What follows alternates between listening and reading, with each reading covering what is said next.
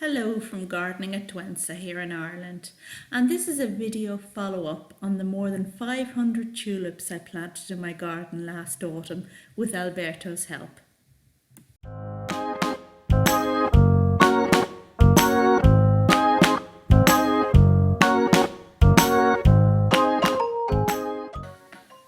As you can see, the purple and pink tulips have done rather well, and they both flowered at the same time, although we really have missed their best by date at this stage. They're just thinking about going over. And here's a beautiful erythronium Kinfound's pink that seeds around my garden, absolutely gorgeous. We're now walking under the Alba Rose Celeste, which is my favourite of all roses, and having a little look at the bridge behind that sea of saxifrage.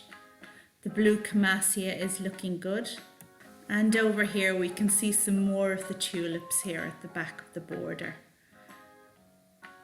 Camassia looking good again, and there's my planter of carnivorous Sarracenia. Let's have a close-up of that. Now they're looking a bit dog-eared at the moment, but take a look at that. These are flower buds, indicating that I'm going to have Sarracenia flowers before very long.